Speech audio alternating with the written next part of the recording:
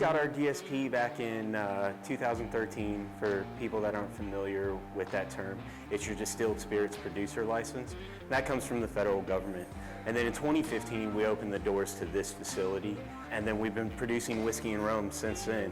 Our motto around here is 53 gallons in patience. So we take the hardest possible way to doing it, but it's the way we think is the best, and it will give us the best product coming into the bottles.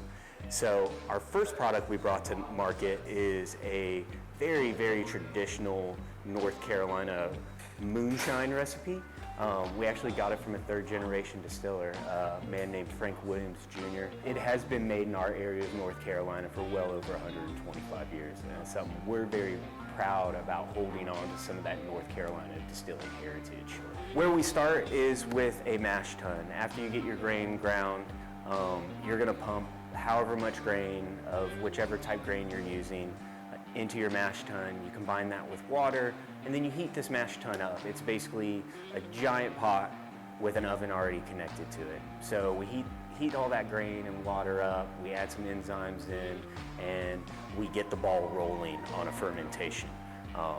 At the end of that day from cooking that mash, we'll then pump that into one of our 4 fermenters, and then about a week later, that fermenter has done its thing. The mash is what we would now call a distiller's beer, but for us, it's not drinkable yet. And, there's still a few more steps in the process. So after we have our distiller's beer, we'll pump that over into our 750-gallon pot still. So if you're not familiar with the distilling process, for something like a whiskey, we do 2 distillations, and for something like a rum, we would do a triple distillation or 3 distillations.